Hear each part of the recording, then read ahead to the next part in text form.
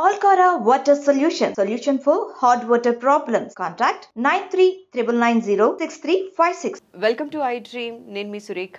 ఇవాళ మనతో పాటు ఉన్నారు స్పిరిచువల్ ఆస్ట్రోసైకాలజిస్ట్ కల్పవల్లి అమ్మ. వారితో మాట్లాడి మరిన్ని విషయాలు తెలుసుకుందాం. నమస్కారం అమ్మ. చెప్పరా ఏటో మరిన్ని విషయాలు అంటే ఏం కావాలో చెప్పు మరి. మీ దగ్గర ఎన్ని విషయాలు మాట్లాడితే అన్ని విషయాలు మాట్లాడచ్చు అమ్మా. ఆల్ రౌండర్ మీరు. చెప్పమ్మా. అమ్మ, ఈ మధ్య కాలంలో ఎక్కువగా డివోర్స్ అనేది చూస్తూ ఉన్నాం. లవ్ మ్యారేజ్ అయినా అరేంజ్డ్ మ్యారేజ్ అయినా సరే విడాకులు ఎక్కువగా జరుగుతూ ఉన్నాయి కదమ్మా. అయితే ఈ విషయంలో రెండు చేతులు కలిస్తేనే చప్పట్లు అంటారు కదా. ఎక్కువగా ఏమంటున్నారు అంటే అమ్మాయిలు అడ్జస్ట్ అవ్వకపోవడం వల్లనే, లేకపోతే ఫినాన్షియల్ ఫ్రీడమ్ ఉండడం వల్ల, వర్కింగ్ ఉమెన్ అయి ఉండడం వల్ల, ఇంట్లో ప్యాంపరింగ్ వల్ల మాత్రమే ఈ డివోర్స్లు ఎక్కువ జరుగుతూ ఉన్నాయి అని అంటూ కమెంట్స్ చేస్తూ ఉన్నారు కదా. ఈ కమెంట్ పైన మీ కమెంట్ అమ్మా. అసలు కామెంట్ అనే మాట నేను ఆడపిల్లలంటే ఒప్పుకోను. జాతకాలు ఎందుకంటే బికాస్ నేను కూడా ఫార్చునేట్గా ఆస్ట్రాలజర్ కాబట్టి జ్యోతిష శాస్త్రాన్ని అనుసరించి అసలు ఈ సృష్టికి ఆధారం మన మనుషుల యొక్క జీవన విధానము, ఆ విధానంలో వివాహం అనేది ఒక పెద్ద మలుపు, ఇవన్నీ జరుగుతూ ఉంటాయి. అయితే భగవంతుడు చెప్పినటువంటి ఆ విషయాలన్నిటినీ మనమేమి ప్రతి నిమిషము మార్చగలిగే శక్తి మనకి లేదు. బ్రహ్మ సృష్టి చేసినప్పుడే ఏ టు జడ్ సృష్టి చేసి వదిలేస్తాడు. అంటే ఈ మనిషి ఎలా పుట్టాలి, ఎలా పెరగాలి, ఎలా ఉండాలి, ఏ క్షణానికి ఏమేం జరుగుతాయి, ఎట్లా వెళ్ళిపోతాడు అనే విధానాన్ని అంతా ఆయన సృష్టించేస్తాడు మొదటే. కాబట్టి ఇదంతా భగవంతుడు చెప్పినటువంటి లీలా వినోదం. ఇది ఆయన చూస్తూ ఉంటాడు, ఆయనకే తెలుసు, కానీ మనకే తెలియదు. కానీ వచ్చిన తర్వాత ఆయన ఏం చెప్తాడు, భూమి మీదకి వచ్చాక మీరు చేయవలసినటువంటి పనులన్నీ సక్రమంగా చేసుకున్నట్టయితే కొంచెం బుద్ధి వికసిస్తుంది, జాగ్రత్తగా నడుచుకుంటారు. ఎప్పుడైతే మీ ఎక్స్పైరీ డేట్ అయిపోతుందో ఆ రోజు వెళ్ళిపోతారు. వెళ్ళిపోయేంతవరకు, పుట్టినప్పటి నుంచి వెళ్ళిపోయేంతవరకు ఆ మధ్యలో ఉండే ఆ పీరియడ్ని సక్రమంగా ఉంచుకోవాలన్నా, ఫార్వర్డ్ చేసుకోవాల, బ్యాక్ నుంచి తీసుకొచ్చుకున్నటువంటివి ఏదైతే ఉన్నాయో, సంచితం ఆగామి కర్మలు ఏవైతే ఉన్నాయో ఆ ప్రారుద్ధాన్ని అనుభవించాలి కదా. దాన్ని అనుసరించి చేసుకునేటప్పుడు మంచి పనులని చేయమని మనకి మంచి బుద్ధిని పుట్టిస్తాడు. ఈ రకంగా జరుగుతున్నటువంటి మన జీవన వ్యవస్థలో పుట్టడం ఒక వంతు అయితే వివాహం రెండో వంతు. వివాహం అప్పుడు మళ్ళీ పుట్టినట్టే లెక్క. ఇంకొక జీవితం, అమ్మాయి అయినా అబ్బాయి అయినా, అమ్మాయి అయినా అబ్బాయి అయినా పుట్టిన తర్వాత మన జాతక చక్రంలో సప్తమ స్థానంలో చూసుకునేటువంటిది వివాహము. 12 రాసులు ఉంటాయి మనకి మన జాతక చక్రంలో. అంటే 12 రాసుల్లో సరిగ్గా సగం. ఈ సగం నుంచి పుట్టినప్పటి నుంచి సగం వరకు ఒక జీవితం అనుభవిస్తే ఆ సగం నుంచి ఇంకొక సగం ఇంకొక జీవితంలాగా ఉంటుంది మనకి. అబ్బాయికైనా అమ్మాయికైనా ఇద్దరు కలిసి జీవించేది ఎప్పుడు అంటే వివాహం అయిపోయాక 2 జీవితాలు ఒక హృదయంతో ఒక మనసుతో కలిసి ఉండేవి. ఇది అసలు వివాహం అంటే. అమ్మాయి అయినా సరే అబ్బాయి అయినా సరే. అయితే ఒక అమ్మాయి వివాహం చేసుకొని ఇంకొక అబ్బాయి ఇంటి దగ్గరికి వస్తుంది అంటే ఏదో మునిగిపోయిందని కాదు. అమ్మాయి ఇక్కడ 30 సంవత్సరాలు 25 సంవత్సరాలు హాయిగా పుట్టి పెరిగి తన ఇష్టం వచ్చినట్టు తన జీవన విధానాన్ని నడుపుకుని పెళ్లి చేసుకున్న తర్వాత ఇంకొక అబ్బాయి దగ్గరికి వచ్చి ఉండేటప్పుడు వాళ్ళిద్దరు కలిసి ఎక్కడో ఒక చోట అయితే డెస్టినీ ఉంటుంది కదా వాళ్ళది, కలిసి అయితే కాపురం చేయాలి కదా. మీరనుకుంటున్నట్టుగా ఈ అబ్బాయి వచ్చి ఈ అమ్మాయి ఇంట్లో ఉన్నారే అనుకుందాం కాసేపు, అక్కడైనా ఉండొచ్చు, ఉండకూడదని అంటల్లా. ఇక్కడైతే ఏంటి అక్కడైతే ఏంటి, కలిసి కాపురం చేసేటప్పుడు అబ్బాయిని ఎందుకు అంటే దీనికి ఒక పెద్ద 100 ఎపిసోడ్లు చెప్పుకున్నా కూడా మనకి దీని విధానం అర్థం కాదు. ఎందుకని అంటే అబ్బాయి పెద్దవాడై ఉండాలి, అబ్బాయి అమ్మాయి విషయాలన్నీ. ఎందుకంటే వైజ్ఞానిక పరంగా మనిషి యొక్క అనాటమీ ప్రకారంగా ఉండే విధి విధానాలను బట్టే వేదాలు చెప్పినటువంటి వాటిని రెండింటిని కలుపుకుని జీవన విధానం జరుగుతుంది. ఇప్పుడు హార్మోన్స్ వ్యవస్థ ఆడపిల్లలకు ఉండేటువంటి దాన్ని బట్టి మగపిల్లలకు ఉండే హార్మోన్స్ వ్యవస్థ కానీ, వాళ్లకు ఉండేటువంటి జీవన విధానంలో ఉండే మార్పులు చేర్పులని రెండింటినీ వాళ్ళు సమవుజ్జీలుగా చూసుకునే విధానం కానీ, ఇవన్నిటిని ఇంత లేతగా ఉండేటువంటి ఈ స్త్రీని, ఈ చక్కటి బంగారు తల్లిని వాళ్ళు తీసుకుని వాళ్ళ దగ్గర పెట్టుకునే శక్తిని భగవంతుడు ఇచ్చాడు. అందువల్లనే పార్వతీ పరమేశ్వర్లైనా, విష్ణు లక్ష్మీనారాయణులైనా, లేకపోతే సరస్వతి బ్రహ్మ అయినా ఎవరైనా సరే ఏమంటున్నారు, వాళ్ళ దగ్గరికే వెళ్ళి చేరారు. నదులన్నీ కూడా వెళ్ళి సముద్రంలో కలిసినట్టుగానే నదీనాం సాగరోగతి. నది అంటే స్త్రీ, సాగరుడు అంటే పుంలింగం. ఎన్ని నదులైనా ఎక్కడికి వెళ్తాయి చెప్పు తల్లి? ఎక్కడికి వెళ్తాయి? నదులన్నీ సముద్రంలోకే వెళ్ళాలి. ఎంత నదిని ఆపి ఆపి ఆపి డ్యాములు కట్టినా పెద్ద వరదలు వచ్చినప్పుడు కానీ, విపరీతమైన నీళ్ళు వచ్చి డ్యాములు నిండిపోతే, ఒకవేళ నువ్వు గట్టిగా గేట్లు తెరవకపోతే పగిలిపోతుంది. ఇక్కడ స్త్రీ జీవితం కూడా అంతే. అవసరమైనప్పుడు తెరవాలి, లేనప్పుడు మొయ్యాలి. నీళ్ళని వదలాలన్నప్పుడు సముద్రంలోకి వదలాలి. తిట్టాలి అనుకున్నప్పుడు వాళ్ళని తిట్టాలి, ప్రేమించాలనుకున్నప్పుడు ప్రేమించాలి, కలిసి కాపురం చేయాలంటే నీళ్ళని అట్టి పెట్టుకోవాలి డ్యామ్లోనే. లేకపోతే అంతా పోయి ఎక్కడికో వెళ్ళి ఉపయోగం లేని జీవితాలు అయిపోయి ఎక్కడికో వెళ్ళిపోతే, నది ఏం ఉపయోగం ఉంటుంది? సముద్రంలోకి వెళ్ళిపోయి ఎక్కడికో కలిసేందరికే వెళ్తుంది. ఉపయోగించుకోవాలంటే చక్కగా సవ్యంగా ఉండాలి. కాబట్టి ఈ స్త్రీని ఎందుకు అనాలి? ఆ అమ్మాయే తప్పు చేసి జీవితాలను పాడు చేసుకుంటుందని. ఆ అమ్మాయి ఎప్పుడు తప్పు చేసి జీవితం పాడు చేసుకోదు. తనకు అటువంటి పరిస్థితులు వస్తాయి, పరిస్థితుల ప్రభావం. ఆ పరిస్థితులు ఎలా అంటే తనకి అవగాహన లోపం. అవగాహన లోపం వల్ల తన పరిస్థితులు అనుకూలించినప్పుడు, ఆ కుటుంబంతో కలిసిమెలిసి ఉండలేనప్పుడు ఎన్నో కారణాలు ఉన్నాయి. నువ్వు ఒక కారణంతో ఎలా జడ్జి చేస్తావు అమ్మలు? ఇప్పుడు నన్ను చెప్పమన్నావు, ఒక 5 నిమిషాలలో చెప్పేయమ్మా అంటే నేను ఒకటే ఒక కారణం తీసుకుని అమ్మాయి తప్పు అని అన్నాను అనుకో, ఏంటి అబ్బాయి తప్పు కాదా? నువ్వే అన్నావు 2 చేతులు కలిస్తే చప్పట్లని. చప్పట్లు వచ్చాయి కదా, అంటే డైవర్స్కి వచ్చావనే కదా అర్థము. అమ్మాయి ఒక్కతే రాలేదు కదా. ఇప్పుడు కోర్టుకి వెళ్ళి, నేను కూడా అడ్వకేట్ని, నేను ఎన్నో కేసులు చూస్తాను. చూసినప్పుడు అమ్మాయి ఒక్కతే వచ్చి నాకు డైవర్స్ కావాలంటే ఏదండి కోర్టు? మీరు అనుకుంటారేమో చాలామంది బయట ఒక అపోహ ఏంటంటే కోర్టుకి వెళ్ళిపోగానే డైవర్స్ వస్తుంది అని. ఏ కోర్టు అట్లా ఇవ్వదు. అటువంటి అపోహలు తీసేయండి. కోర్టు దగ్గరికి వస్తే ఎన్ని రకాల సమస్యలతోటి వీళ్ళు ఉన్నారు. ఇద్దరిది సమస్యలేనా? ఇద్దరికీ ఇబ్బంది కలుగుతోందా? ఏమిటి అడ్జస్ట్ కాలేకపోతున్నారా? లేకపోతే మానసిక సంఘర్షణ, శారీరక సంఘర్షణ, లైంగిక వేధింపుల, లేదా వీటి మధ్యలో ఏదైనా ఆర్థిక సమస్యలు ఉన్నాయా, లేదా అనారోగ్య సమస్యలు ఉన్నాయా? ఎందుకు కలిసి ఉండలేకపోతున్నారు? వివాహం చేసుకోనంత వరకు ఎవరు అడగరు. చేసుకున్న తర్వాత కలిసి కాపురం చేయలేకపోతున్నారంటే ఒక 1000 కారణాలు ఉంటాయి. ఆ 1000 కారణాలు ఎవరి వల్ల ఎందుకు వస్తున్నాయి? ఎక్కడ అడ్జస్ట్మెంట్? అప్పుడు ఏమని చెప్తుంది కోర్టు కూడా? ఫస్ట్ కౌన్సిలింగ్కి వెళ్ళమంటుంది. Because we are the counsellors. మేము కౌన్సిలర్స్ కాబట్టే మేము ఫ్యామిలీ కౌన్సిలర్స్ దగ్గరికి పంపిస్తున్నాం, మేము చేస్తున్నాం. వాళ్ళకి సమన్వయం కావాలి. మనిషికి ఎప్పుడు ఫిట్ ఆఫ్ యాంగర్ ఉంటుంది తల్లి, ఎప్పుడు కూడా క్షణిక ఆవేశం ఉంటుంది, క్షణికమైనటువంటి కోపం వస్తుంది. ఇద్దరికీ కోపాలు వస్తాయి. కోపం అనేది వీళ్ళకి వస్తుంది, వీళ్ళకి వస్తుంది. కోపాలు రాగానే విడిపోదాం అనుకోకూడదు. ఎక్కడ తప్పు జరుగుతుంది అని అంటే, ఇంట్లో అక్క చెల్లెళ్ళు పుట్టినప్పటి నుంచి పోట్లాడుకుంటారు, అన్నదమ్ములు పుట్టినప్పటి నుంచి పోట్లాడుకుంటారు, అక్క తమ్ముడు పోట్లాడుకుంటారు, అమ్మ కూతురు పోట్లాడుకుంటారు, నాన్న కొడుకు పోట్లాడుకుంటారు, నాన్న కూతురు ఇంట్లో ఉండేటువంటి ప్రతి వాళ్ళు, అంటే మనకి ఎయిదర్ సెక్స్ ఉంటుంది కదా ఇంట్లో కూడా. అన్నదమ్ములు ఉన్నారు, అక్క చెల్లెళ్ళు ఉంటారు, అమ్మ నాన్న ఉన్నారు, తర్వాత పిన్ని బాబాయిలు ఉంటారు, మేనత్త పిల్లలు ఉంటారు, మేనమా పిల్లలు ఉంటారు, కజిన్స్ ఉంటారు.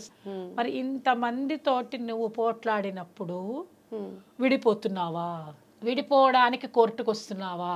మా అన్న కొట్టాడు, మా చెల్లెలు తిట్టింది, బట్టలు తీసేసుకుంది, లేదా మా నాన్న నన్ను అరిచాడు, మా అమ్మ నన్ను తిట్టింది, లేకపోతే మా అమ్మ ఇంతసేపు పడుకున్నందుకు మా అమ్మ నా మీద నీళ్లు పోసింది, కొట్టింది, రోజు కొడుతుంది. కొంతమంది ఇళ్లలో ప్రతిరోజు దెబ్బలు తినేవాళ్ళు కూడా ఉన్నారు పిల్లలు.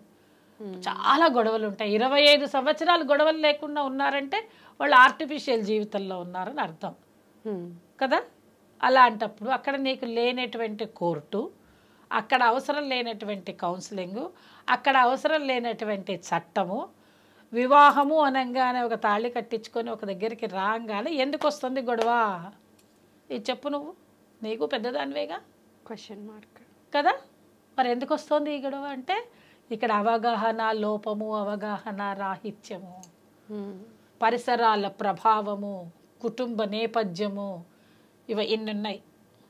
ఏమనుకుంటారు, వివాహం అయిపోవడమే ఆలస్యం, ఇక సర్వ హక్కులు నాకున్నాయని ఈవిడ, సర్వ హక్కులు నాకున్నాయి, నేనేమైనా చేయగలనని ఈయన, నేను ఏదైనా మాట్లాడగలను, నేను ఎట్లయినా ప్రవర్తించగలను, నేను నేను నేను నేను అనే అహంకారంతో అవగాహనని పోగొట్టుకుని ఏది పడితే అది ఎట్లా పడితే అట్లా మాట్లాడేసి పరిసరాలని చూసుకోకుండా ఎక్కడున్నావు ఏం చేస్తున్నావు అనే విధానాన్ని మర్చిపోయి ఎప్పుడైతే నువ్వు ప్రవర్తిస్తావో అప్పుడు గొడవలన్నీ స్టార్ట్ అవుతాయి. ఇన్ని గొడవలు స్టార్ట్ అయితే అడ్జస్ట్ అవ్వాల్సిన అవసరం నీకుందా లేదా? ఇద్దరికీ ఉంటుంది. ఇద్దరూ తిట్టుకుంటున్నారుగా, మరి ఇద్దరు ఎందుకు అడ్జస్ట్ అవ్వరు? ఒకళ్ళు ఎందుకు పరిగెత్తుకుంటూ వెళ్ళిపోతారు? ఏంటి మీకు అవసరం? పోనీ ఇంకొక విషయం నేను నిన్నే అడుగుతాను, నాకేం తెలియదు అనుకుందాం కాదు. మరి ఇద్దరూ పోట్లాడుకుంటున్నారు, ఇద్దరూ వచ్చినప్పుడు కోర్టు దాకా వెళ్ళి మళ్ళీ నాకు డబ్బు కావాలి, నాకు కారు కావాలి, నాకు ఇల్లు కావాలి, నాకు సగం సగం కావాలి, ఏమిటేమిటో అక్కర్లేని ప్రశ్నలన్నీ ఉదయిస్తాయి. మళ్ళీ ఎందుకండి? వాళ్ళు అక్కర్లేదంటారు మీరే, అక్కడ కొట్లాడుకునేది మళ్ళీ మీరే, మళ్ళీ వాళ్ళ డబ్బు ఎందుకు, వాళ్ళ అవసరాలు ఎందుకు? మనకి జీవనోపాధి బతకాలి కదా, జీవనోపాధి బతకాలి కదా అనుకున్నప్పుడు, నువ్వు ఉండాలి కదా అనుకున్నప్పుడు నువ్వు వాళ్ళతో పాటే అడ్జస్ట్ అయిపోవచ్చుగా.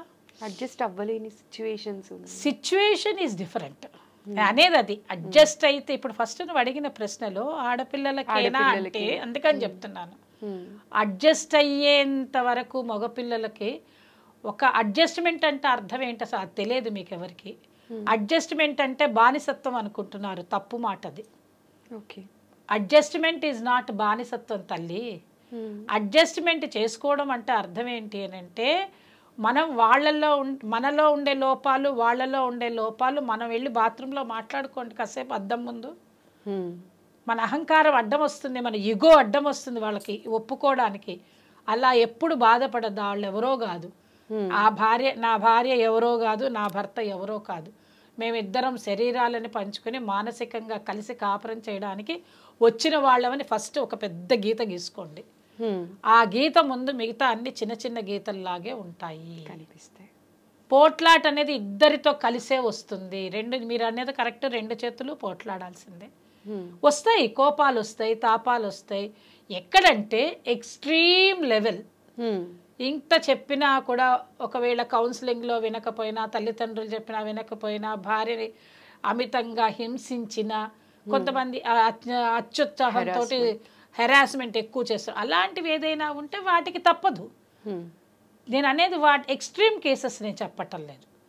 ఎవరికైతే జనరల్ కండిషన్స్లో కూడా బయటకు వస్తున్నారు, అక్కడ మీరన్న మళ్ళీ 4వ పాయింట్ ఏమిటి అని అంటే ఫైనాన్షియల్ ఇండిపెండెన్స్. ఎప్పుడైతే నీకు ఫైనాన్షియల్ ఇండిపెండెన్స్ ఉంటే నువ్వు అనుకుంటున్నావు నాకు ఆర్థిక స్వావలంబన ఉన్నది కాబట్టి నేను బయటికి వెళ్ళి జీవించడానికి ఒక ఆర్థిక స్వావలంబన ఒకటే కాదమ్మా, వివాహ వ్యవస్థని డబ్బుతో ముడిపెట్టకండి. ఇద్దరు కలిసి కాపురం చేయమని తల్లిదండ్రులు నీకు ఒక తోడునిచ్చారు, జీవితకాలం నేను ఉండలేనని. ఎప్పుడు ఇటు అమ్మా నాన్నలు ఉండలేరు, ఇటు అమ్మా నాన్నలు ఉండలేరు. మేమిద్దరం పిల్లల్ని కన్న తర్వాత మీ ఇద్దరిని కలిపి ఒక చోట పెడతాం, మీరు పిల్లల్ని కని మీరు పెద్దవాళ్ళు అయ్యి మళ్ళీ మీరు ఇంకొకళ్ళకి స్వావలంబన ఇవ్వండి అని ఆలోచనతోటి మిమ్మల్ని ఇద్దరిని మానవత్వంతో రిలేషన్స్ పెడితే మీరు మళ్ళీ దాన్ని తీసుకొచ్చి ముడేసి మళ్ళీ నేను ఫైనాన్షియల్ ఇండిపెండెంట్ అంటే ఈయన కూడా ఫైనాన్షియల్ ఇండిపెండెంట్, ఈవిడ పోనీ ఇంకా ఇండిపెండెంట్గా ఉండదలుచుకున్నప్పుడు అసలు ఈ డిపెండెన్సీ అనే మాట ఎందుకు వస్తుంది? When you say about the dependency there will arise the independent. అసలు ఇండిపెండెంట్ అనే మాట రావడానికి కారణం అదే కదా సురేఖ. ఇప్పుడు నువ్వు డిపెండెన్సీ అనే మాట ఉన్నది కాబట్టి నువ్వు ఇండిపెండెంట్ అంటున్నావు. భార్యాభర్తలు ఇద్దరు డిపెండెన్సీ ఇంటర్ డిపెండెంట్, అది ఇద్దరు ఒకళ్ళ మీద ఒకళ్ళు ఆధారపడతారు, ఇద్దరు కలిసి ఉండాలి, ఇద్దరికి ఉండాల్సిందే కదా. అలాంటప్పుడు ఇంత దూరం మీరు ఎందుకు బాధపడాల్సిన అవసరం ఏంటి? ఎందుకు రావు? ప్రతి ఇంట్లో పోట్లాట ఉంటుంది. మా ఇంట్లో ఉండదా? ఆ అంకుల్ నేను ఇప్పుడు నాకు కూడా పెళ్ళై ఎన్నో సంవత్సరాలు, నాకు కూడా 50 సంవత్సరాలు, రేపో మాపో 50 సంవత్సరాలు అవుతుంది పెళ్ళై. మాకు చిన్నతనంలోనే పెళ్ళిళ్ళు చేశారు. మరి మేము అడ్జస్ట్ అవుతూనే బతికాం. మరి మాకేమి ఇబ్బందులు లేవా? ఉంటాయి, ఇబ్బంది ఉంటుంది. కానీ ఆ ఇబ్బంది అధిగమించే ప్రయత్నమే చేస్తూ వచ్చాం కానీ అందరినీ అధిగమించాలని నేను చెప్పట్లేదు. ఎక్కడైనా ఇబ్బందులు కలగచ్చమ్మా. ఇప్పుడు లేని వాళ్ళు ఎక్కడో పోట్లాడుకుని మేము అడ్జస్ట్ కాలేక బయటకు వచ్చాను వాళ్ళని మనం తప్పు పట్టకూడదు. వాళ్ళ మనసుకి ఎంతో ఇబ్బంది కలిగి వాళ్ళు శారీరకంగా, మానసికంగా, కుటుంబం పరంగా, వాళ్ళ ఎటువంటి పరంగా కూడా వాళ్ళు అడ్జస్ట్ కాలేక బయటకు వచ్చి ఉండొచ్చు. వచ్చి ఉంటే వాళ్ళు బాధపడుతూ కూడా ఉంటారు. అయ్యో నా కుటుంబం పోయింది అని బాధ. ఎప్పుడంటే ఇద్దరే అమ్మాయి అబ్బాయి మాత్రమే ఉంటే పర్వాలేదు తల్లి. పిల్లలు పుట్టారనుకో అప్పుడు చాలా ఇబ్బంది కలుగుతుంది. మీరు ఆలోచించండి ఒక నిమిషం. అందుకు మాకు ఈ బాధ. కౌన్సిలర్స్కి ఉండే బాధ ఏంటి అంటే తల్లిదండ్రులుగా అయ్యాక మీరు విడిపోకండి, పిల్లలు సఫర్ అవుతారు. తెలియక పుట్టిన బిడ్డలు వాళ్ళు సఫర్ అయిపోతారు. కాబట్టి మీరేం చేయాలి? మీరిద్దరు భార్యాభర్తలుగా అడ్జస్ట్ అయ్యేంత వరకు చక్కగా అడ్జస్ట్ అయ్యాక మీకు పిల్లలు పుట్టాక మీరు అలాగే ఉండండి. ఎక్కడో చోట ఉంటాయిరా పోట్లాటలు రాకుండా. ఎట్లుంటాయి సురేఖ?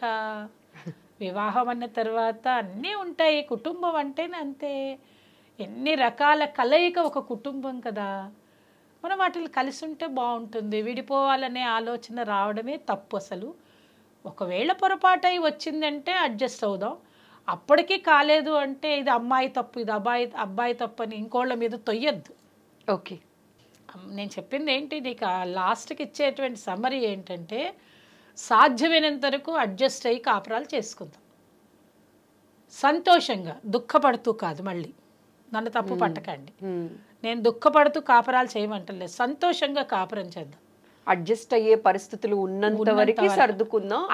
సర్దుకోవడం కూడా ఎలాగా? సంతోషంగా సర్దుకుందాం. నువ్వు తగ్గినప్పుడు ఆయన హాయిగా హై హై హై హై అన్నప్పుడు నువ్వు కొంచెం తగ్గి ఉండు. ఆయన కొంచెం తగ్గంగా నువ్వు హై హై హై హై లేయి.